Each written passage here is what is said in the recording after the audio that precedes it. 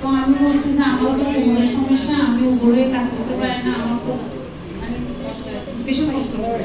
তো আমি বলি তাহলে তোমার তো কাজে যাওয়ার সময় আমাকে নিয়ে দিন আমি ওদের সাথে আসি। আচ্ছা যাই হোক, দেখেন উনি অর্থাৎ ওনার পরিবারের অর্থাৎ আন্টি আঙ্কেলরা যখন এখানে গেছিল, ওনার বাড়িতে গেছে, তখন ওনাকে বলছে যে অর্থাৎ আমি একটা জায়গায় যাই পায়ের সমস্যা নিয়ে, সেক্ষেত্রে আন্টি কথাটা শুনে আন্টি বলতেছে আমারও তো কোমরের সমস্যা অনেক বেশি, সেক্ষেত্রে আমিও কি করবো আপনাদের সাথে ওখানে যাবো। এরপর কি করছে, ওনাদের সাথে উনি কি করছে সেরাজিম সেন্টারে চলে আসছে। আচ্ছা আন্টি, আপনি এছাড়া কোমর ব্যথা ছাড়া অন্য কোনো সমস্যা, গ্যাস্ট্রিক, ডায়াবেটিস, প্রেশার এই ধরনের কোনো সমস্যা আছে? আমার ডায়াবেটিস ছিল, তবু কম ছিল, এখানে আসার পরে এখন নাই। আমি কিছুদিন আগে আবার পরীক্ষা করেছিলাম, তখন ডাক্তার বলছে ডায়াবেটিস নেই এখন বর্তমানে। দেখেন উনি বলতেছে ওনার যে ডায়াবেটিস সমস্যা ছিল খুব বেশি ছিল না, কিন্তু ছিল। যখন এখানে সেরাজিম ব্যবহার করছে, সেরাজিম ব্যবহার করার পর কিছুদিন পর যখন উনি ডাক্তারের কাছে আবার গেছে, ডাক্তার বলছে ওনার মধ্যে ডায়াবেটিসটা এখন আর নাই, অর্থাৎ যেহেতু ওনার কম ছিল পয়েন্টটা, সেক্ষেত্রে হয়তো কি এখন পুরোপুরি কন্ট্রোলে, যার কারণে ওনার কি ডায়াবেটিস নাই বলে ডাক্তার বলে দিছে। আচ্ছা মাসি, আপনার পাশাপাশি গ্যাস্ট্রিক, কোমর ব্যথা, আপনার যে সমস্যাগুলো ছিল ডায়াবেটিসের পাশাপাশি, এই সমস্যাগুলোর জন্য আপনি কতটুকু উপকার পেয়েছেন নাকি পান নাই এখনো? আমি কোমরের ব্যথাটা মোটামুটি এখন ভালো লাগে। 100% এ কত পার্সেন্ট আপনি উপকার পেয়েছেন? প্রায় 100%। ওয়াও, সবাই আরেকবার সাজমেন্ট জন্য বাচ্চা যারা আসলে শুরু থেকে উনি বলতেছে 100% আমি কি কোমর ব্যথার জন্য উপকার পেয়েছি। পাশাপাশি আমি আগে 5 লিটারই একটা পানির গ্যালন আনতে পারতাম, এখন সত্যি কথা যখন একটা ভারী কিছু নিতাম তখন আমার এই মুখটা একদম বন্ধ করে ছেড়ে যেত, আমি তাড়াতাড়ি ছেড়ে দিতাম, ডাক্তারের একদম নিষেধ, আমি নিচু দাঁড়া বসতে পারতাম না, তারপরে উপরে ঘর ঝাড়ু দিতে পারতাম না, তারপরে ঠাকুরকে প্রণাম করতে পারতাম না, মানে বলতে পারতাম না, ভীষণ ব্যথা ছিল। কারণ আমি এখানে আসার পরে এখন করোনা সেটা আমি সবচেয়ে আমার একটা জিনিস ভালো লাগছে, আমি চোখে খুব ঝাপসা দেখতাম, চশমা ব্যবহার করতাম, কিন্তু এখন করোনা সেটা চশমা ব্যবহার করি না।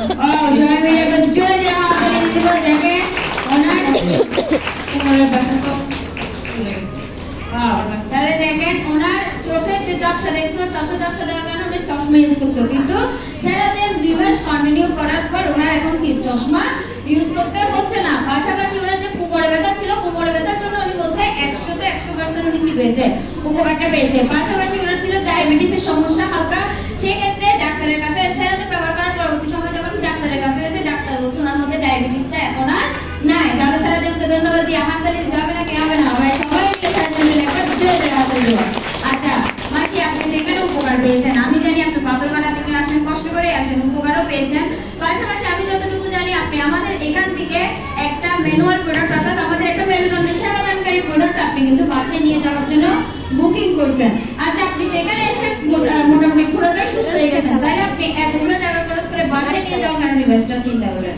আসলে এখন আমরা বর্তমানে ভালো আছি বা ভালো লাগতেছে, যদি আমি এখানে না আসি কিছুদিন পর যদি আবার অসুস্থ হয়ে পড়ি, এই একটা চিন্তা। আরেকটা চিন্তা হলো ঘরে আমার হাজব্যান্ড আছে, আমার ছেলে মেয়ে আছে, ওটা আমি বাসায় নিয়ে গেলে এখানে তো আমি ধরেন আধা ঘন্টা থাকি, কিন্তু বাসায় গেলে তো আমি 2 বার ব্যবহার করতে পারবো বা 3 বার করতে, যখনই খারাপ লাগবে তখন আমি এই ম্যানেজটা ব্যবহার করতে পারবো, তাতে সুস্থ থাকবো। আমার হাজব্যান্ড আছে, ওরও সমস্যা, আমি এখানে আনতে চেয়েছি কিন্তু আসতে চাচ্ছে না, তো সেই জন্য চিন্তা করে এটার জন্য আমি অ্যাডভান্সটা দিয়েছি যাতে আমি মেশিনটা নিয়ে যেতে পারি। আচ্ছা দেখেন মাসি যেটা বলছে, উনি এখানে ফ্যামিলি থেকে শুধু একলাই আসে, ওনার ফ্যামিলি কিন্তু অন্য কেউ আসে না, ছেলে মেয়ে আছে, পাশাপাশি আঙ্কেল আছে, হয়তো কর্মব্যস্ততার কারণে ওনারা কি এখানে সময়টা দিতে পারতেছে না। পাশাপাশি উনি যেটা বলছে, আমি এখানে ব্যবহার করছি একবার, আজকে ভালো আছি কালকে ভালো নাও থাকতে পারি, এখানে যে আমি সারা জীবন আসতে পারবো তারও কিন্তু কি নেই, কোনো গ্যারান্টি নাই। সেই কারণে আমি কি করছি, সিদ্ধান্ত নিয়েছি যে কি করবো, আমি এখান থেকে যাতে ভবিষ্যতে যাতে ভালো থাকতে পারি, সেই কারণে উনি কি করছে সেরাজিমের একটা ডিভাইস বাসায় নিয়ে যাওয়ার চিন্তা ভাবনা করছে। পাশাপাশি 2 বেলা ইউজ করতে পারবে, বাসায় নিয়ে গেলে 3 বেলা ইউজ করতে পারবে। পাশাপাশি ওনার পরিবারের যারা রয়েছে, যারা এখানে আসছে না, বাসায় নিয়ে গেলে কি তাদের সুবিধা মতো তারাও ব্যবহার করতে পারবে না? পারবে না কি পারবে না? এখানে হয়তো 5টার পর সেন্টার বন্ধ, কিন্তু বাসায় থাকলে ওনারা বিকালের কাছ থেকে রাতে এসে ব্যবহার করতে পারবে নাকি পারবে না? সেরাজিম ডিভাইস সবচেয়ে বেশি উপকার পাওয়া যায় কখন জানেন? সেরাজিম ডিভাইস সবচেয়ে বেশি উপকার ব্যবহার করলে উপকারটা পাওয়া যায় সকালবেলা ঘুম থেকে উঠে এবং রাত্রেবেলা ঘুমোতে যাওয়ার আগে। তাহলে দেখেন সেক্ষেত্রে উনি এখানে আস্তে আস্তে হয়তো দুপুর হচ্ছে এক সময়, বিকাল হচ্ছে এক সময়, আর পাশাপাশি রাত ব্যবহার করতে পারতেছে না, কারণ সেরাজিম সেন্টার রাতে রাতে কি খোলা থাকে? কোথাও কিন্তু খোলা থাকে না। তাহলে সেক্ষেত্রে দেখেন আপনার উনি যদি ডিভাইসটা বাসায় নিয়ে যায়, সকালবেলা ঘুম থেকে উঠে মাত্র ব্যবহার করতে পারতেছে, পাশাপাশি কিন্তু রাতে ঘুমোতে যাওয়ার আগেও কিন্তু উনি ডিভাইসটা ব্যবহার করার সুযোগটা পাচ্ছে। যার কারণে উনি কি করছে, উনি ভবিষ্যতে ভালো থাকার জন্য, পরিবার নিয়ে ভালো থাকার জন্য কি করছে, সেরাজমের ডিভাইসটা কি করছে, বুকিং করছে। পাশাপাশি মাসি দেখেন, বলতে গেলে মাসিতে অনেক কি অট্টালিকা আছে, সে অনেক বেশি কি আপনার কি অনেক বেশি যে টাকা পয়সাওয়ালা চিন্তা করে যে টাকা বেশি আছে বলে যে ডিভাইসটা নিচ্ছে, বিষয়টা কিন্তু মোটেও ওইরকম না। মাসি কিন্তু আমি যতটুকু জানি অনেক কষ্ট করে কিন্তু ডিভাইসটা নিয়ে যাওয়ার সিদ্ধান্ত নিচ্ছে, শুধুমাত্র কিসের কারণে, ওনার পরিবার যাতে কি ভবিষ্যতে ভালো থাকতে পারে, পরিবারকে নিয়ে যাতে কি সারা জীবন রুচিলাইতে থাকতে পারে, ভালো থাকতে পারে, এই আশায় কিন্তু উনি ডিভাইসটা কষ্ট করে হলো নিয়ে যাচ্ছে। পাশাপাশি দেখেন ওনার এই যে নিয়ে যাওয়া ডিভাইস, উনি যেমন ডিভাইসটা নিয়ে যাওয়ার মাধ্যমে ওনার পরিবারকে নিয়ে ভালো থাকতে পারবে, ঠিক সেম ভাবে কিন্তু উনি এখানেও কিছু একটা অবদান কিন্তু রেখে যাচ্ছে আমাদের জন্য। এবার বলতে পারেন উনি ডিভাইস নিয়ে যাচ্ছে, উনি তো ভালো থাকবে, আমরা আবার কিভাবে ভালো থাকবো ওনার ডিভাইসের নিয়ে? তাহলে দেখেন, কারণ ওনার এই যে নিয়ে যাওয়া ডিভাইসের আপনার কি প্রফিটের একটা অংশ থেকে কিন্তু আমাদের এই সেন্টারটা কিন্তু কিছুদিন হয়তো চলতে কি করবে, সাহায্য করবে। অর্থাৎ এই সেন্টারে যেমন আমাদের প্রতিষ্ঠাতা যেমন সেন্টারটা দিয়ে আমাদেরকে উপকৃত করেছেন, আমরা আপনাদেরকে সেবাটা করতে পারতেছি, আপনারা সেবাটা নিতে পারতেছেন। পাশাপাশি আমাদের পরিচালক স্যার, পরিচালিকা ম্যাডাম, তারা সুন্দরভাবে পরিচালনা করার কারণে আমরা এখানে আসতে পারতেছি, সেবাটা দিতে পারতেছি। ঠিক সেম ভাবে ওনারাও কিন্তু এখান থেকে একটা ডিভাইস নিয়ে যাওয়ার মাধ্যমে এখানে সেন্টারে পরিচালনা, এই সেন্টারটা পরিচালনার কাজে কিছুটা কিন্তু অবদান তারাও রাখতেছে। কারণ এইখান থেকে যারা একটা ডিভাইস বাসায় নিয়ে যায় ব্যবহার করার জন্য, তাদের এই নিয়ে যাওয়া ডিভাইসের অর্থায়নে কিন্তু আমাদের সেন্টারটা এত সুন্দরভাবে কি হচ্ছে, পরিচালিত হতে যাচ্ছে। শুধুমাত্র আমাদের ঝর্ণাবাসী না, এখানে আমাদের অনেকজন মামা রয়েছে যারা এখান থেকে হচ্ছে অনেক কি ডিভাইসগুলো বাসায় নিয়ে যাওয়ার সিদ্ধান্ত নিচ্ছে। সবার কি আপনার এই যে নিয়ে যাওয়া ডিভাইস, এই নিয়ে যাওয়া ডিভাইসের অর্থায়নে কিন্তু আমাদের সেন্টারটা হয়তো কি এত সুন্দর করে কি চলতে পারতেছে। আপনারাও কি প্রতিনিয়ত এসে সেবাটা দিতে পারতেছেন, আমরাও কি সেবাটা করার কি পেয়েছি, আমরা সুযোগটা পেয়েছি। তাহলে সবাই মিলে কি করবো, আমরা জন্মবাসীর জন্য একবার জোরে জোরে হাততালি দিব। পাশাপাশি অনেক অনেক ধন্যবাদ মাসি।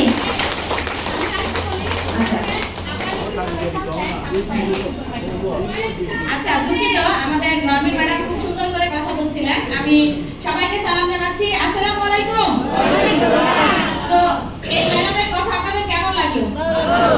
পাশাপাশি ওনাকে আমি স্পেশাল থ্যাঙ্কস জানাচ্ছি এই কারণে, আপনারা আবার বলবেন যে উনি এসে কেন ধন্যবাদ দিচ্ছে।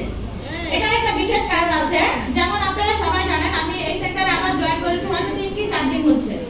তো কিছুদিন আগে আমি যখন আসলাম, দ্বিতীয় দিন উনি আমার সাথে এই যে ওনাকে নিয়ে গেছে, সামনে যিনি বসে আছে। তো আমি জিজ্ঞেস করলাম উনি আপনার কি হয়? বলছে উনি আমার কেউ না, আমার প্রতিবেশী। প্রতিবেশী বলতে উনি আগে একটা জায়গায় চাকরি করতেন, একটা বাসে যাতায়াত করতেন, ওই তো ওনার পরিচয়। সামহাও ওনার সাথে অনেক বছর পর ওনার আবার দেখা, দেখতে পাচ্ছে তখন উনি অসুস্থ। তো এই যে যিনি ভদ্রমহিলা, ওনাকে জানেন, উনি হচ্ছে একজন স্ট্রোক পেশেন্ট। আপনাদেরকে আমি কিছুক্ষণ আগেও বলে গেছি, আসলে জীবনটা যতক্ষণ আপনার হাত পা চলে ততক্ষণ জীবনটা আপনার। হাত পাটা এক মুহূর্তে বন্ধ হলে আপনি বুঝবেন জীবনটা কত কঠিন। এই যে দেখেন, ইনি একজন সুশিক্ষায় শিক্ষিত একজন ভদ্রমহিলা, যিনি আগে চাকরিতে ছিলেন, শুধুমাত্র অসুস্থতার কারণে আজকে ওনার জীবনটা দেখেন। এই যে উনি বলছে উনি যে সুন্দর ছিল, আমি ওনার পাশে ছিলাম। দেখেন আজকে শুধুমাত্র অসুস্থতার কারণে, নার্ভের অসুখের কারণে, ব্রেন স্ট্রোকের কারণে ওনার জীবনটা দেখেন কিরকম হয়ে গেছে। এবং উনি আমাকে বলল ওনার হাজবেন্ড প্রতিদিন ওনাকে একবার করে মারে। কেন মারে? ওনার হাতটা কেন এরকম? এবং উনি গতকাল আমাকে বলছে যে আমি যখন ম্যাডাম ওনাকে সেন্টারে নিয়ে আসছি, ওনার হাজবেন্ড ওনার রাস্তা আটকাইছে। আমি বাকিটা আপনি বলেন প্লিজ। আমি ওকে যখন আমার বাসায় প্রতিদিন সকাল 6টায় চলে যায়। হ্যাঁ, আমার হাজবেন্ড অসুস্থ, তো উনি আবার একটু মানে কেউ কথা বললে পছন্দ করে না। তা আমি ওকে বলছি তুই আমার বাসায় গেলে চুপচাপ থাকবে, আমি তো খেয়াল রাখি ও যে আসে ওটা আমার মাথা কাটে। তা আমি বলছি তুই আস্তে আস্তে হেঁটে কোথালে চলে যা, আমি রেডি হয়ে যাব।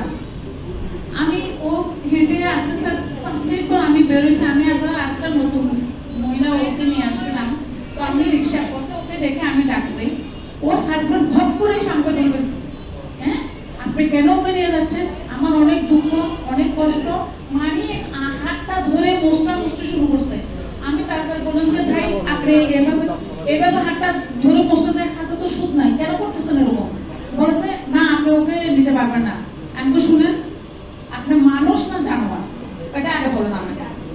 ওর যারা যদি আপনি হতেন, ওকে আপনাকে ফেলে দিত, বড় বড় বিজ্ঞান গুলো বলে আপনাকে বাঁচাতো। কিন্তু একটা ওর আপনার ওয়াইফ বলে সারা জীবন ওর সুখের বেলায় আপনি ছিলেন, ওর দুঃখের বেলায় থাকবেন, এটা তো হতে পারে আপনি ওর হাত ছাড়েন। আমি এটা বলে ওনার জোর করে রিক্সাওয়ালাকে বললাম যে আপনি রিক্সা ছাড়েন। তারপরে যে আমাকে বলছে আপনি কালকে আজকে রাত্রে আমার বাসায় আসবেন। আমি না, আমি তো আপনার বাসায় যাবো না। বলে যে না আমি আমার মেয়ে পাঠাবো, আপনি আমার বাসায় আসবেন। আমি না, আপনার প্রয়োজন আপনি আমার বাসায় আসবেন, আপনি আমার বাড়ি। তখন আমি তাড়াতাড়ি বাসায় গিয়ে এখান থেকে যাওয়ার পরে আমি আমার হাজবেন্ডকে জানাইছি, কারণ ওর হাজবেন্ড খুবই একটা লোক। কারণ বাসায় যদি কোনো ঝামেলা করো আমার হাজবেন্ড কিন্তু ওকে আর আনতে দিবে না, বলবে যে তুমি নিও না। কিন্তু ওকে দেখলে আমার সত্যি খুব খারাপ লাগে। আমি তো ওকে আগে দেখেছি, ও কিরকম ছিল। ওই এমন একটা মেয়ে, ও কথা বলতো মানুষ হাসতো, খুব কৌতুক টাইপের ছিল। আমি এগুলো দেখে আমার এত খারাপ লাগছে। আমি ঘরে গিয়ে আমার হাজবেন্ডের কাছে কান্না করে দিচ্ছি। আমি জানো, আমি তো সেগুলো হাজবেন্ড আমাকে পথে ধরছে। বলছে কেন ধরছে? তো বলবো এটা থাপ্পড় মারবে না কেন? আমি সামনে রাস্তা পারবো, আমার সাথে ও অসুস্থ, ও আমার কোলে রিক্সায় ও আমার কোলে। আর একটা ছিল ও আমার পাশে, তো রিক্সা তো তিনটে হয় না, আমি কোলে। এখন ওর হাজবেন্ড আমার হাতও ধরছে, ওর হাতও ধরছে, মানে আনতে দিবে না। তারপর আমি জোর করে কালকে নিয়ে আসি। আমি বলছি যে কত যদি আমাকে আটকো, আমি আমার ছেলে গোবরে রাখছি। বলছে মা তুমি নিয়ে যাও, তুমি ভালো করো, উনি যাতে সুস্থ হয়, ভগবানকে বড়। আমি জানেন প্রতিদিন সন্ধ্যা করলে সকালে যে পূজা দিই, আমি শুধু ভগবানের প্রাথমিক মেয়েটা যেন ভালো হয়। আমি ওকে অনেক আশা করে নিয়ে আসছি। ও প্রতিদিন কান্না করে আমার কাছে, আমার এত খারাপ লাগে। আমি বলছি যে আমি তো টাকা বলে দিয়ে তোকে সাহায্য করতে পারবো না, আমার সেই সামর্থ্য নাই। কিন্তু ওখানে অনেক আশা করে আমি এখানে নিয়ে আসছি, আগের চেয়ে খুব ভালো লাগে। তবে ও সবসময় আমাকে বলে দিদি আমার হাতটা যদি ভালো হয়ে যায়, আমি কাজ করতে পারলে আমার এই জিনিসটা খুব খারাপ লাগছে। তো দেখে বলি তো কান্না করিস না।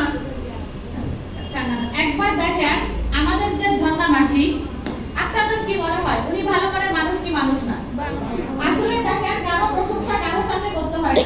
আমি যদি ওনার সাথে কথা হয়েছে আমার, আমি সেদিন এক্সপেরিয়েন্স করলাম। দেখেন উনি ওনার আত্মীয় না, রক্তের সম্পর্কের কেউ না, পাড়া প্রতিবেশী হয়তো একজন প্রতিবেশী। তাহলে দেখেন সেরাজনের দাওয়াতটা কি জিনিস। এই যে আজকে উনি এত কষ্ট করে পৃথিবীর প্রতিটা ভালো কাজ করতে গেলে বাধা আসে কি আসে না? বাধা আসে।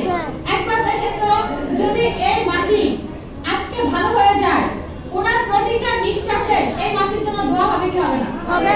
তাহলে এই দোয়াটা লক্ষ কোটি টাকা দিয়ে কি পাওয়া যাবে না? যাই হোক, ইতিমধ্যে আমাদের গেস্ট আমাদের মধ্যে চলে আসছে। সবাই জোরে করে একটা হাততালি দিয়ে দিব।